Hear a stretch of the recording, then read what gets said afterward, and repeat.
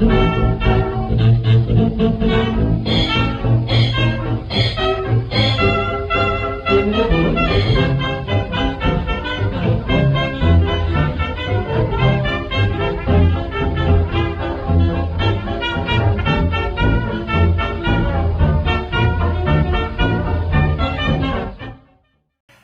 YouTube!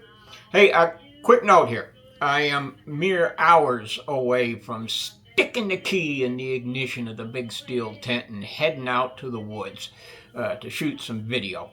I'm starting a new series on cooking using ingredients found in Horace Kephart's Camp Cookery and other period camping books, camp cookery books, using dehydrated ingredients.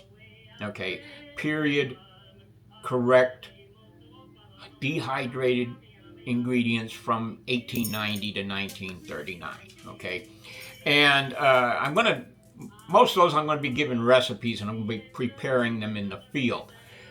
Some of these are going to be prepared, the initial preparation is going to be done here in the home, okay, so that I can take it out and prepare it. And that's what this video is here, because when I get out there and do the video, I'm going to whoop something out and get your mind out of the gutter. I'm going to whoop out, first thing I'm going to whoop out is this. Let's see this is prepackaged bread. Okay, this is the recipe to make 2 mini loaves of camp bread. And I'm not really doing this as a recipe. I'm doing this to test a couple of ovens I've got to see how I cook, how well those ovens work on this new stove I got from James Bender. Okay, and just to give you a quick note, this camp bread is not, you don't need to knead it. There's no rising, no proofing or anything. This is a batter bread, okay, not a dough bread, okay. It makes it really easy for camp cooking, okay, quick and easy, okay. This is 2 cups of self-rising flour and, check my notes, 3 3/4 tablespoons of powdered milk. Which is the equivalent of, I believe, 1 1/4 cups of regular milk. I mix those ingredients all together because they're dry, and I add in enough water to turn it into a batter. It should be about 2 cups, but I'm not going to be real anal about how much water I put in here. If it ends up being 2 1/8 cups, as long as it's a batter and I can pour it into the pan, that will be fine. You'll see that in the video. The other thing I'm going to whip out is one of these cans. Okay, now I'll just mention that you can find these cans at Vico Expedition Outfitters. The link is down in the comments section. These are pretty close, if not exactly the same, as some friction lid cans, and this one's pretty dang tight. There we go. Friction lid cans that appeared in a motor camping book by Jessup. I've got these. They're very airtight. You can see how tight the lid is. But what you're about to see is the recipe for Fruit Compote. Okay, this is a great dessert. It's also great to as kind of a dressing for things like pancakes, or to throw on top of toast. It's great eaten alone. For those of you going to squirrel camp, there's going to be some at squirrel camp. So this video that you're about to see here is how to prepare fruit compote at home so that you can make 1 serving. Okay, at full speed.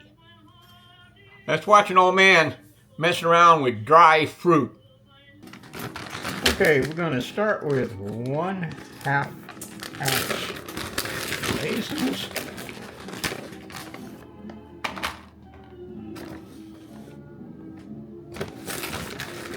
That's a 1/2 ounce of raisins.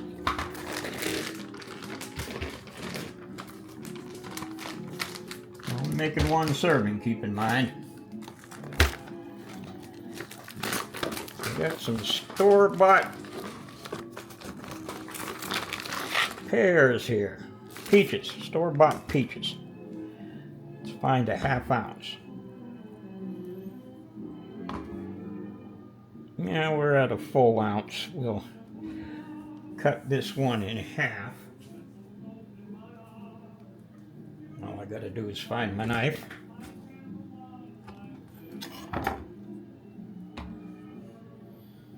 Seven-tenths of an ounce, good enough. And take that, cut that into smaller pieces.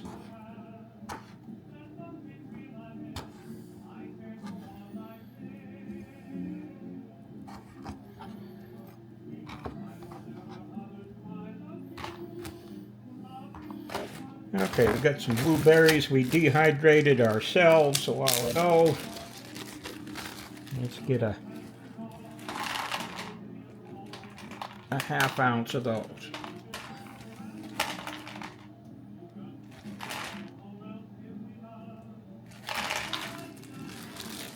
There's a 1/2 ounce of blueberries. Dehydrated some apples.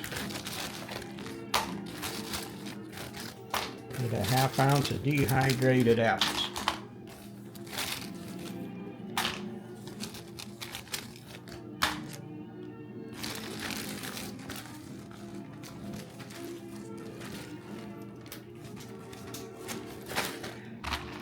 And we cut those up to smaller pieces. They're dry enough I can break them.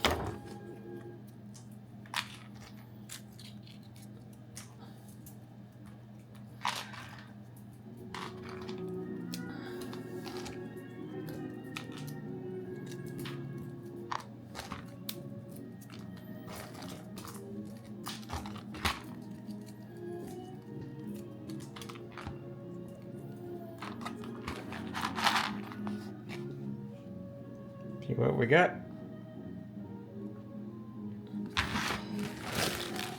Okay.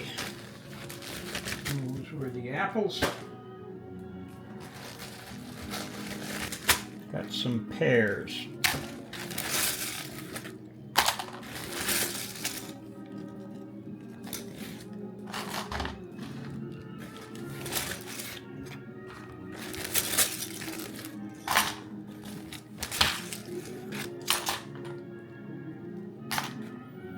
There's a 1/2 ounce of pears.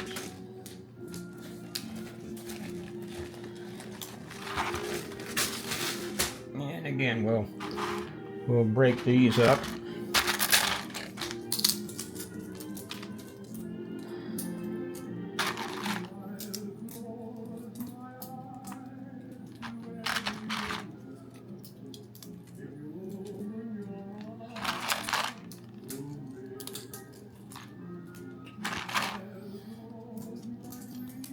Getting these as dry as possible makes this part a little bit easier.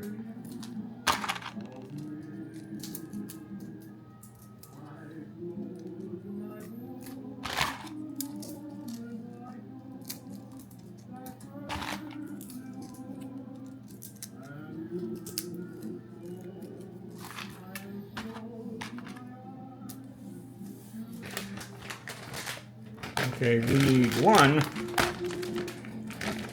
dehydrated lemon slice.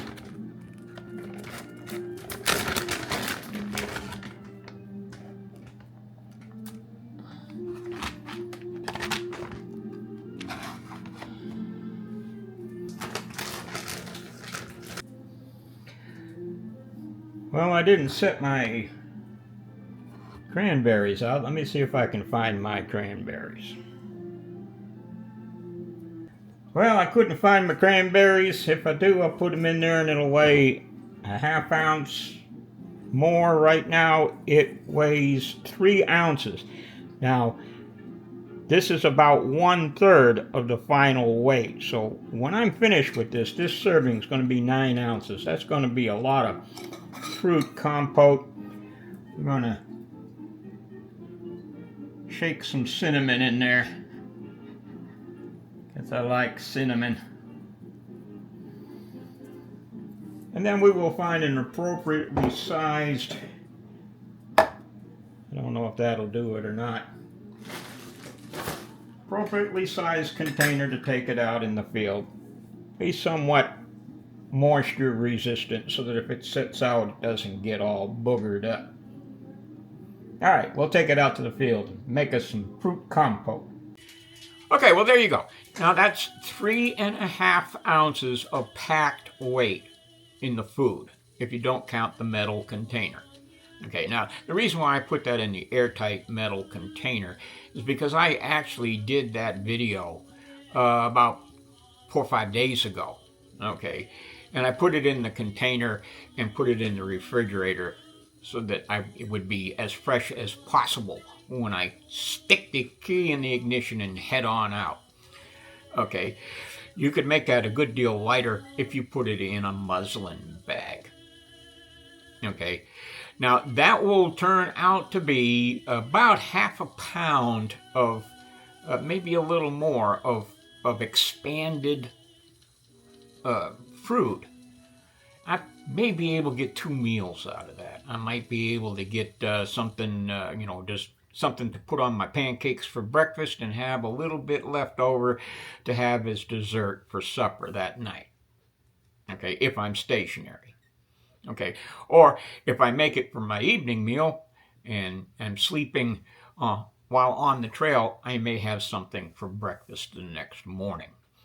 But it is a very efficient as far as weight is concerned.